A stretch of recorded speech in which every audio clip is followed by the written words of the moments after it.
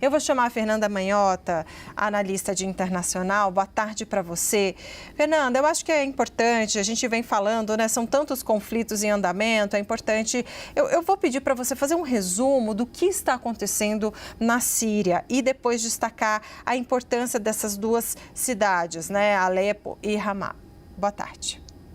Oi, Débora, boa tarde a você, a todos que nos acompanham aqui no 360. Débora, a Síria é um país estratégico na região do Oriente Médio e que vive já há mais de uma década uma verdadeira guerra civil.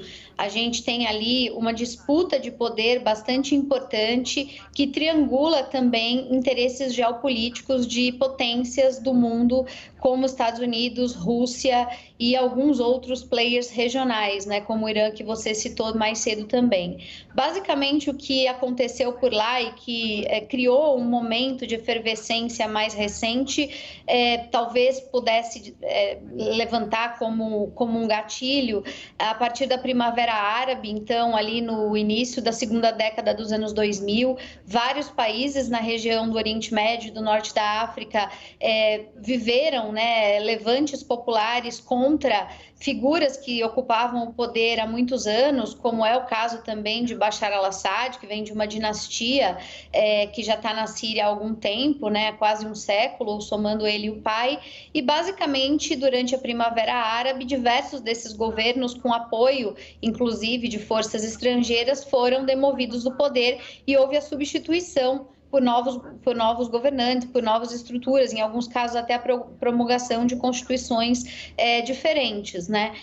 Boa parte dos países que passaram pela Primavera Árabe tiveram algum tipo de transição de poder, algumas mais duradouras, outras nem tanto, mas de qualquer maneira houve várias experiências ali de mudança.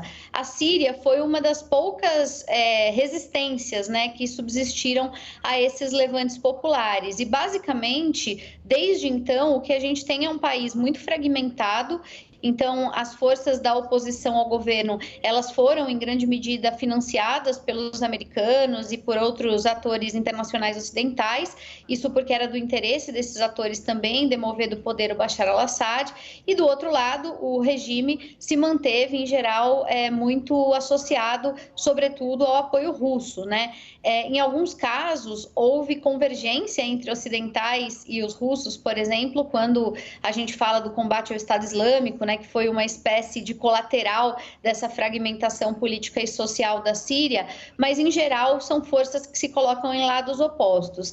E agora, depois de tantos anos de combate, de conflito, em que Assad conseguiu prevalecer e se manter no poder, apesar, né, dessas diversas forças de oposição, a gente está vendo, talvez, um momento de mais profunda divisão e aí sim de fragmentação de poder que vulnerabiliza a sua manutenção. Há quem diga que desde a Primavera Árabe, então aí estamos falando de mais de uma década e quase uma década e meia depois, estaríamos nós diante do momento de maior fragilidade do governo Assad, que inclusive essa semana esteve na Rússia pedindo ajuda para o presidente russo. Mas agora para a Rússia o momento também não é o mesmo de anos atrás, já que a Rússia tem outras prioridades como a Ucrânia. Então o resumo dessa ópera é que a Síria continua numa condição humanitária muito grave, politicamente instável, economicamente muito afetada pelas mazelas desse conflito que se arrasta por tanto tempo